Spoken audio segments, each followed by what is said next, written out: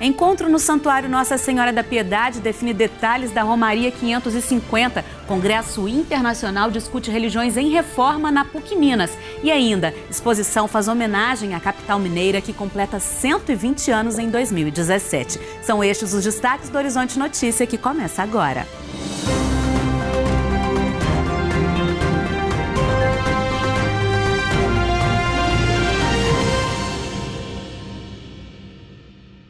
O Santuário Nossa Senhora da Piedade recebeu o último seminário preparativo para a Romaria 550, que irá da Casa da Padroeira de Minas ao Santuário Nacional de Nossa Senhora Aparecida. O encontro reuniu representantes de igrejas históricas de cidades e distritos da Arquidiocese de Belo Horizonte e que fazem parte do caminho religioso da Estrada Real. Mariana Sampaio acompanhou.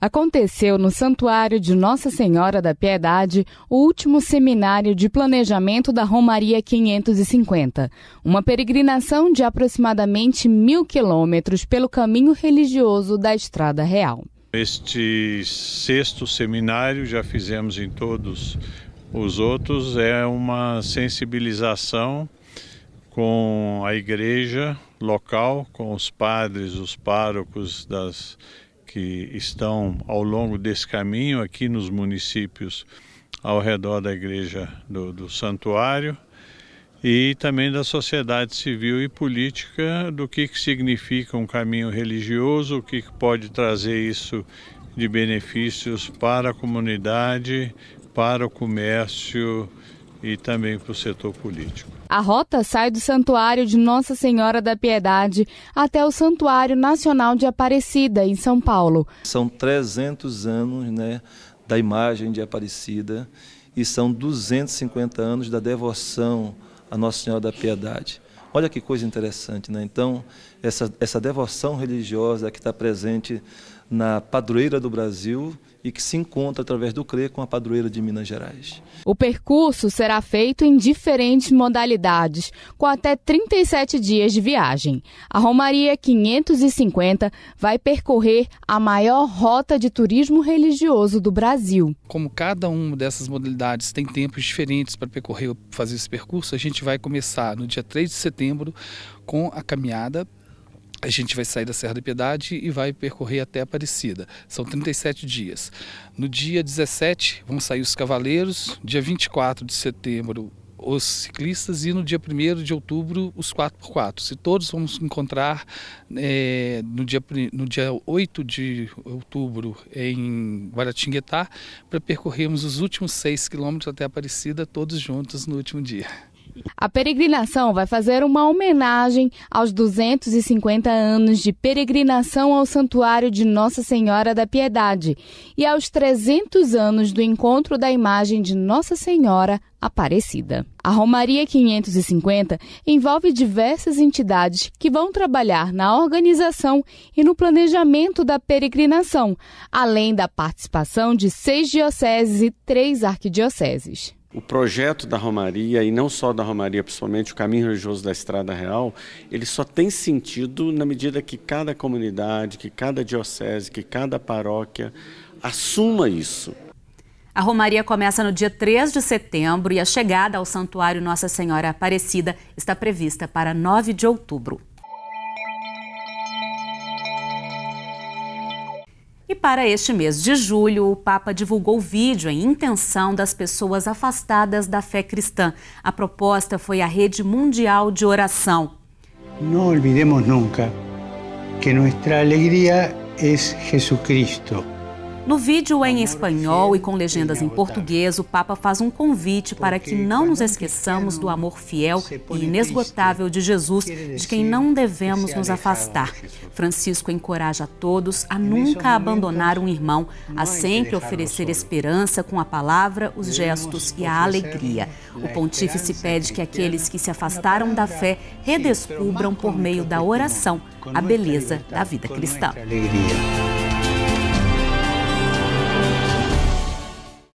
A PUC Minas recebeu nesta semana o Congresso Internacional da Sotera, Sociedade de Teologia e Ciências da Religião. A 30ª edição do encontro discutiu os 500 anos da Reforma Protestante. Há algum tempo, a religião deixou de ser discutida apenas dentro de igrejas e templos. Obras literárias, por exemplo, permitiram difundir ideias e o conhecimento de cada denominação religiosa. Estudiosos, professores, teólogos se reuniram no 30º Congresso Internacional da Sociedade de Teologia e Ciência da Religião para discutir a matéria, tendo como tema principal a reforma protestante que completa 500 anos. Houve um contexto histórico, político, religioso e teológico há 500 anos atrás e hoje temos outros contextos, então há que ter uma leitura e uma visão também crítica dessa finalidade. É o nosso objetivo aqui. Ao longo de 500 anos, muita coisa mudou. Fatos históricos, políticos e sociais se transformaram e o grande desafio foi adaptar a religião à modernidade. Pensamentos arcaicos são apontados como os responsáveis pela intolerância religiosa e o extremismo. Lamentavelmente, a mídia, de modo geral, tem mostrado e associado a imagem do Estado terrorista islâmico a islamismo, algo que não corresponde, né? A palavra Islã significa paz, uma religião que prega a paz, o desenvolvimento espiritual, o autoconhecimento, a evolução da humanidade, e não o oposto disso, né? Então, grupos extremistas, como o Estado Islâmico, não representam os muçulmanos e não são considerados muçulmanos pelos próprios muçulmanos. A forma como a religião tem sido tratada ao longo do tempo ainda gera discussão. Enquanto um grupo de estudiosos acredita que ela deva acompanhar as mudanças da sociedade, outra turma acredita que a religião é o que garantirá uma sociedade transformada. Talvez, se a gente tiver que pensar no futuro, ou seja, na construção de uma civilização realmente humana, talvez as tradições, com sua memória coletiva, tenham um papel interessante. Não apenas de simplesmente uma aceitação mecânica ou uma rejeição mecânica da modernidade, mas de diálogo com essa civilização. Em setembro será inaugurado o Convivium Emaús. A estrutura irá reunir importantes espaços, além de ser a nova sede do Seminário Arquidiocesano Coração Eucarístico de Jesus. Conheça mais sobre o local a partir desta edição do Horizonte Notícia. O Convivium Emaús será dedicado à formação de discípulos missionários. O local reúne importantes espaços na formação de jovens dedicados ao sacerdócio e a serviço do povo de Deus na Arquidiocese de Belo Horizonte. A infraestrutura também irá oferecer cursos para os fiéis leigos, inclusive os mais jovens, contribuindo na preparação das pessoas que se dedicam às comunidades de fé da Arquidiocese. A inauguração do local será em setembro deste ano. Num dos invernos mais frios dos últimos anos, a solidariedade tem levado um pouco mais de conforto à população em situação de rua. Entre as ações, uma campanha de alunos do Colégio Santa Maria, em parceria com a Pastoral de Rua e a Paróquia Santa Luzia, do bairro Cidade Nova, na capital, distribuiu agasalhos e carinho.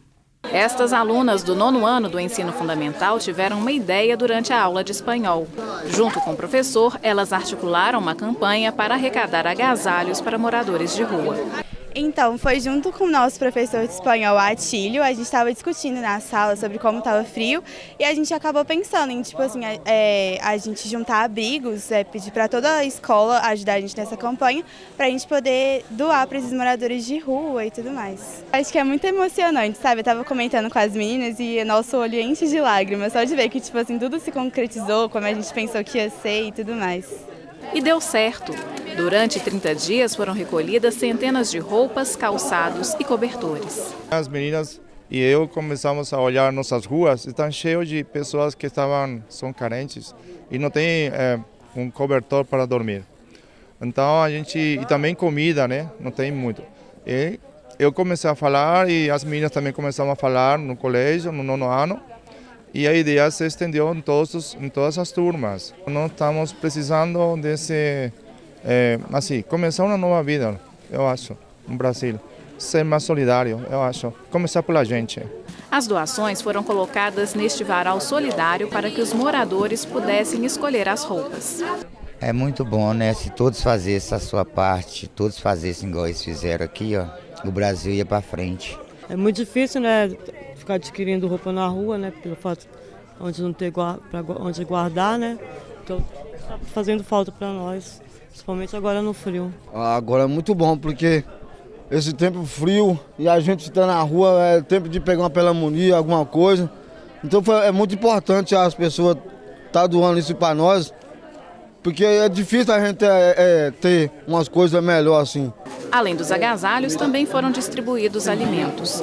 A ação aconteceu em parceria com a Pastoral de Rua da Paróquia Santa Luzia, do bairro Cidade Nova. A princípio, a ideia era essas garotas irem conosco, as alunas irem conosco pelas ruas, né? Que é o trabalho que a gente faz quarta-feira. Mas na conversa, a ideia que eu coloquei é que fizéssemos um varal solidário.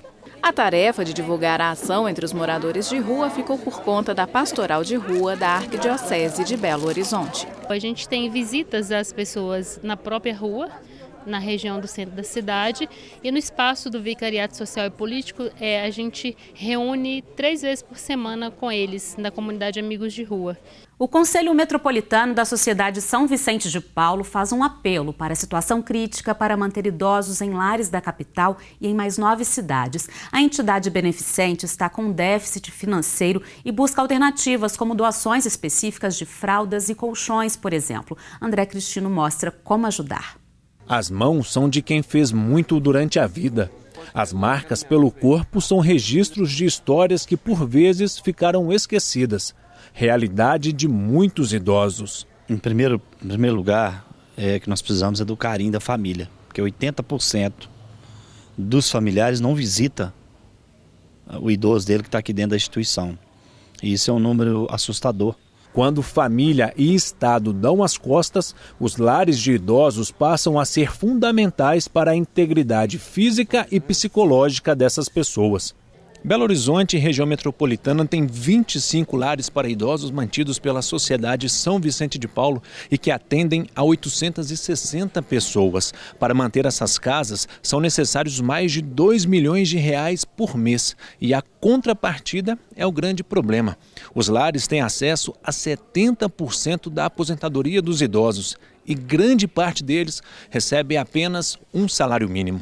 O custo mensal de cada idoso supera os R$3 mil e garante medicamento, alimentação, fisioterapia e toda a estrutura para que não se perca o desejo de viver. Para suprir a defasagem financeira, os lares desenvolvem festas, almoços e bazares. A participação da comunidade é fundamental. Eu vim aqui para o lar, entrei aqui especificamente nessa casa como interventor, ou seja, eu vim para cá para poder fechar esse lar. Porque a própria comunidade desconhecia esse espaço que eles têm aqui. E hoje nós estamos fazendo um trabalho voltado para a própria comunidade, assim, para conhecimento do lar. Graças a Deus a gente está conseguindo fazer isso. Hoje há uma campanha para arrecadação de fraldas geriátricas, colchões de solteiro com capa protetora, cadeiras de rodas e banho. O estoque de medicamentos também precisa de cuidados. As doações são uma forma de reconhecimento da história dessas pessoas e o não esquecimento de sua importância. É preciso sensibilizar a população no aspecto de nós pensarmos assim que estamos envelhecendo, né? E o Brasil daqui 15, 20 anos vai ser um país de idosos, né? Então nós precisamos ter um cuidado, um carinho, um olhar voltado para essa realidade, uma vez que nós estamos envelhecendo, né? Daqui a pouco, depois do intervalo, vamos mostrar a exposição de fotos e figuras em homenagem a Belo Horizonte, que completa 120 anos. Eu volto já.